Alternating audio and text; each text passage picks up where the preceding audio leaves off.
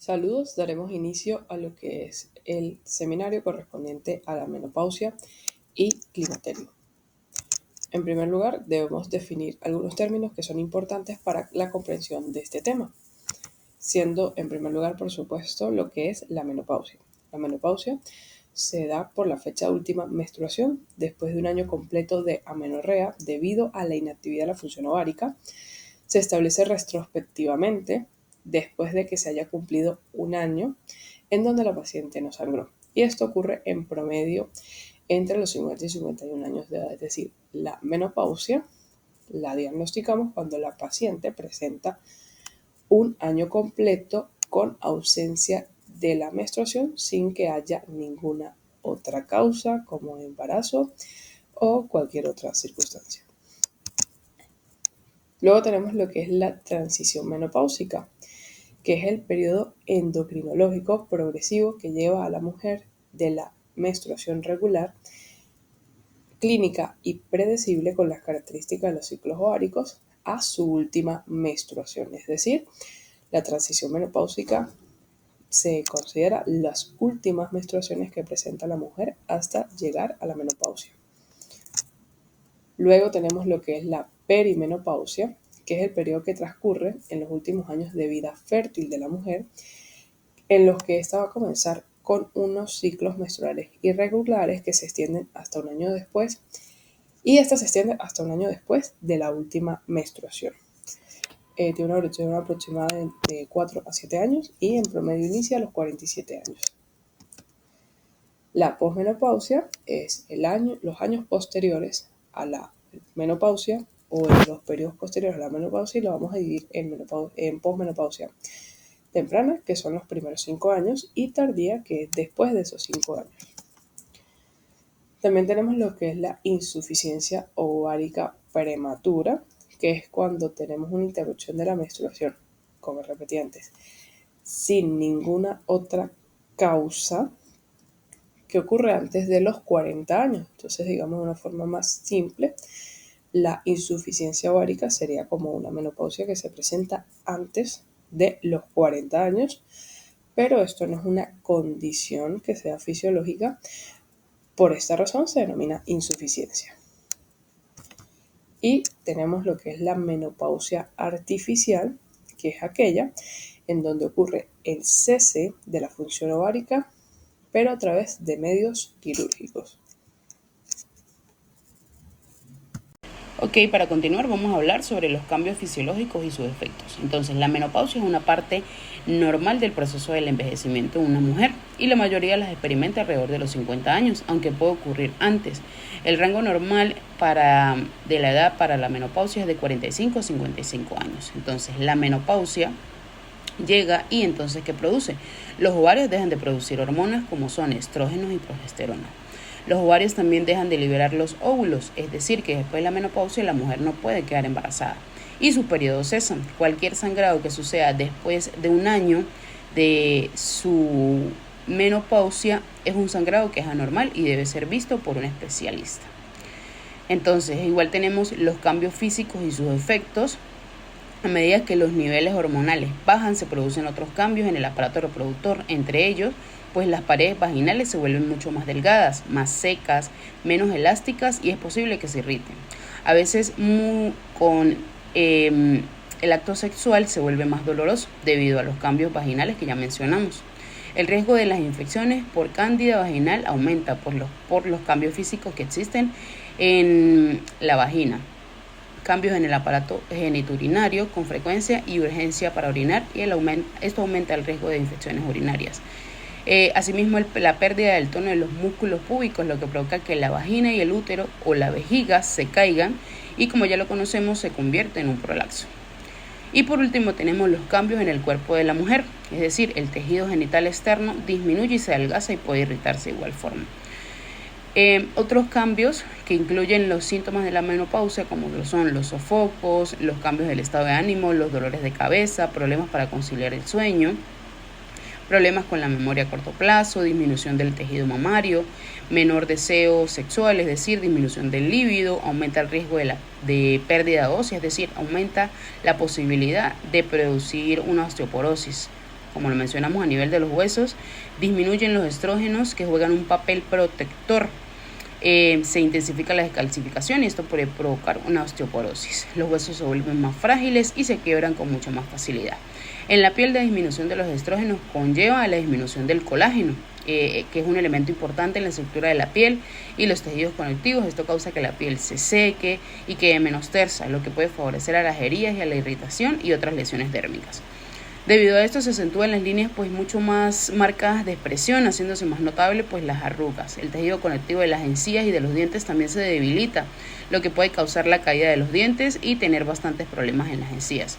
Es frecuente que durante la menopausia las mujeres se sientan irritadas, apáticas o con ganas de llorar, se debe a los cambios hormonales. Y por otra parte, la menopausia puede afectar tanto a la cantidad como a la distribución de la grasa corporal en el cuerpo. Y el cambio es mayor en las mujeres y que llevan una vida sedentaria. Síntomas en la menopausia. Durante los meses y años cercanos a la menopausia, la mujer puede presentar periodos menstruales irregulares, es decir, estos periodos menstruales pueden ser más cortos y menos abundantes. Sin embargo, todo varía dependiendo de la mujer. Otros síntomas que podemos encontrar en la menopausia son sofocos, que es sensación de calor en la cara y en la parte de arriba del cuerpo, sudores nocturnos, sequedad vaginal. Podemos encontrar cambios en el deseo sexual, cambios en el estado de ánimo debido a los cambios hormonales. La mujer tiende a estar más cansada o irritable, problemas de sueño, afinamiento del cabello y sequedad de la piel. Todo esto debido a la disminución de los estrógenos. El diagnóstico en la menopausia es netamente clínico, ya que ésta se confirma cuando una mujer no ha tenido menstruaciones durante 12 meses y no hay otra causa evidente. Se debe realizar el examen pelviano, ya que la presencia de atrofia vulvovaginal apoya el diagnóstico. Además de la clínica presentada por las pacientes, se pueden medir también los niveles de FSH, pero esta prueba es importante recalcar que rara vez es necesaria, excepto en aquellos casos donde las mujeres han tenido histerectomía o en las mujeres que son más jóvenes que la edad normal de la menopausia. Los niveles consistentemente elevados de esta hormona van a confirmar el diagnóstico de la misma. Bien, ahora hablaremos sobre el tratamiento. Parece bastante obvio que aquellos síntomas que puedan presentar las pacientes posmenopáusicas están relacionados con la ausencia de la función ovárica. Es por esto que es importante determinar si dicha paciente necesita algún tipo de tratamiento, bien sea hormonal o no hormonal, dependiendo de la sintomatología que presente la paciente. El tratamiento no hormonal. Este es considerado ya que el 25% de las pacientes posmenopáusicas no presentan síntomas o podrían presentar síntomas leves. Es por esto que una de las recomendaciones sería las medidas dietéticas. Que estas pacientes tengan una alimentación que se pueda basar en una dieta rica en calcio y pobre en colesterol y calorías. Esto debido a que las pacientes posmenopáusicas presentan una disminución de la absorción de calcio intestinal. Es por eso que también se les recomienda una toma diaria de leche, así como de sus derivados como yogur y quesos, con la administración suplementaria de 1 gramo de calcio por vía oral. El ejercicio físico. Estas pacientes están predispuestas a sufrir de osteoporosis. Es por esto que se les recomienda ejercicios aeróbicos. En especial los autores norteamericanos recomiendan 30 minutos de ejercicios aeróbicos 3 veces a la semana como mínimo. Ahora, el tratamiento de la atrofia genital. Aquellas mujeres que se mantienen activas sexualmente sufren menos problemas de atrofia genital. Es por esto que se le recomienda a las pacientes mantener su vida sexual activa, esto dependiendo obviamente de su edad, así como de su contexto. También podrían ser ayudadas con hormonas de acción local como promestreno, succinato de estradiol o hemihidrato de estradiol. Ahora, el tratamiento de los síntomas neurovegetativos, que en verdad el síntoma que refieren más dichas pacientes son los sofocos o calorones, entre comillas. Estos podrían ser tratados con agentes alfa-adrenérgicos como clonidina y antagonistas opiáceos como la naloxona. El tratamiento hormonal. Este tratará de revertir los síntomas los cuales está padeciendo la paciente debido a la ausencia o disminución de estrógenos.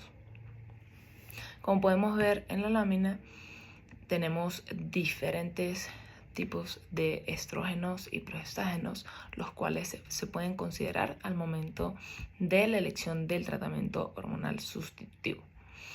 Es importante resaltar que los progestágenos deben añadirse a toda mujer con útero, así se disminuye el riesgo de afectación endometrial. Ahora, ¿cuáles son aquellos esquemas que se pueden considerar en la terapia hormonal sustitutiva? Pues el primero sería la terapia cíclica, en el cual se indican estrógenos del día 1 al día 25 y progestágenos los últimos 10 a 14 días de haber iniciado los estrógenos. Ahora, el cíclico combinado, en el cual se indicarán estrógenos del día 1 al día 25, al igual que los progestágenos. El continuo cíclico, en el cual se indican estrógenos diariamente y progestágenos después de 14 días de haber iniciado los estrógenos por 14 días. El continuo combinado, en el cual se va a indicar estrógenos y progestágenos diariamente sin ningún tipo de descanso. Y el intermitente combinado, en el cual se indican estrógenos diariamente más progestágenos por 3 días con 3 días de descanso. La duración del tratamiento, pues esto dependerá netamente de la paciente, vendrá dado por su eficacia, ya que pues se debería cesar en el momento que la paciente pues ya no esté presentando estos síntomas. En general, las molestias desaparecen después de los 2 a 3 años, aunque en algunas pacientes después de haber terminado el tratamiento puede que vuelvan a surgir estos síntomas y tenga algún tipo de efecto rebote, por así decirlo. Es aquí cuando se deben considerar el tratamiento no hormonal, así como el aumento del tiempo por el cual se va a utilizar el tratamiento hormonal con un esquema con descansos tipo ventana. Y en aquellas pacientes que pues tengan una contraindicación de los estrógenos, como aquellas pacientes fumadoras, con algún tipo de afectación hepática, entre otros, estas pacientes pueden utilizar progestágenos solos con 10 miligramos diarios de medroxiprogesterona. Esto pues alivian los síntomas antes mencionados, pero su uso continuo produce atrofia endometrial, por lo cual pues no se va a encontrar ningún tipo de hemorragia residual. La tibolona pues es otra de las opciones en aquellas pacientes que tengan una contraindicación de estrógenos. Este es un esteroide sintético con acción estrogénica, gestágena y androgénica. Se usa de forma continua por vía oral y carece prácticamente de efectos sobre el endometrio, por lo que la paciente queda en amenorrea. Aunque también este tipo de medicamento tiene un efecto secundario que sería la predisposición a que la paciente padezca de cáncer de mama, a comparación de otras opciones. El riesgo del tratamiento hormonal sustitutivo. Primero podemos empezar mencionando la hiperplasia y el cáncer de endometrio. La larga exposición de estrógeno en estas pacientes produce una hiperplasia que puede derivar en hiperplasia adenomatosa, que después podría convertirse en una hiperplasia atípica y a la larga en un adenocarcinoma de endometrio. El riesgo de padecer cáncer de endometrio de estas mujeres es 4 a 5 veces mayor que la población en general. Y lo preocupante es que estas cifras se mantienen incluso después de haber cesado el tratamiento hormonal sustitutivo. Es por esto que se recomienda la utilización de progestágeno en pacientes con útero, ya que se reduce incluso por debajo el riesgo de padecer este tipo de hiperplasias con respecto a la población en general. El cáncer de mama, la nulipariedad, el primer parto en edades avanzadas, la menopausia al igual en edades avanzadas o una menopausia tardía, así como una menarquia precoz. Estos pues son escenarios en los cuales las pacientes se encuentran expuestas a estrógenos por periodos prolongados a lo largo de su vida. Esto, al igual que en este caso la terapia hormonal sustitutiva, pues expone a la paciente a pues los estrógenos incluso después de la menopausia, y es por esto que podría predisponerla a un cáncer de mama. La enfermedad tromboembólica produce proliferación del endotelio vascular, lentificación del flujo venoso, aumento de factores de la coagulación como el factor 2, 7, 9, 10 y 13, y disminución de factores anticoagulantes como el antifactor 3 y el antifactor 10 activado, pero pues también tiene acciones anticoagulantes como la estimulación del sistema fibrinolítico con la liberación de activadores del plasminógeno desde el endotelio vascular. Esto pues, como podemos ver, va a regular aquellas acciones procoagulantes que había mencionado al principio. La función hepática que presente la paciente, ya que pues, puede presentarse litiasis biliar porque ejerce un efecto saturador de la bilis por el colesterol. Cuando se sobrepasan concentraciones del 90%, se produce una precipitación en forma de cálculos biliares, y la manera de poder disminuir pues, este porcentaje es pasando a una vía de administración transdérmica. Ahora, las contraindicaciones, estas las podemos dividir en dos grupos, las relativas y las absolutas. Dentro de las absolutas podemos mencionar las neoplasias que son estrógeno dependientes, insuficiencia hepática, antecedentes de tromboembolia, déficit de antitrombina 3, accidentes cerebrovasculares o pacientes que tengan diabetes con lesiones vasculares. Ahora, las relativas, encontramos miomas intramurales, endometriosis antigua, diabetes inestable, hiperlipidemias graves, hipertensión arterial, pancreatitis, epilepsia y migrañas. Ahora, el tratamiento de la osteoporosis, que como mencioné anteriormente, aquellas pacientes que se encuentran en la posmenopausia están predispuestas a padecer de esta enfermedad. Entonces, para ella pueden emplearse medicamentos que estimulan la formación ósea, entre los cuales se ha considerado la hormona paratiroidea, fluoruro sódico o esteroides anabolizantes, los cuales en verdad han presentado resultados no muy favorables y en muchos casos han presentado efectos secundarios no deseables. Es por esto que se utilizan los tratamientos que procuran la inhibición de la resorción ósea, dentro de los cuales podemos mencionar la calcitonina. Este inhibe la resorción ósea por los osteoclastos y se administra por vía parenteral o por nebulizaciones nasales en forma cíclica con descanso de 15 a 20 días cada mes.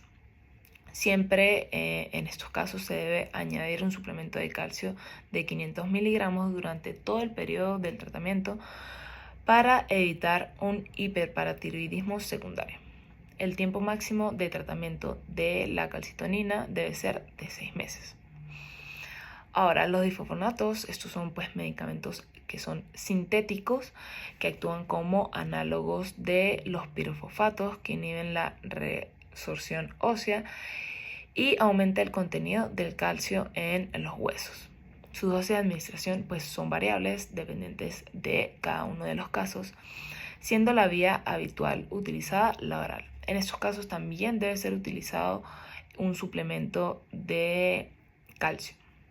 Ahora, los moduladores selectivos de los receptores de estrógenos, puede utilizarse el tamoxifeno, así como también el raloxifeno, que tiene pocos efectos secundarios y que se administra de forma cómoda mediante un comprimido de 60 miligramos diarios de forma continua, pero este pues no es eficaz para curar síntomas neurovegetativos o la sequedad vaginal, sino su objetivo es la osteoporosis.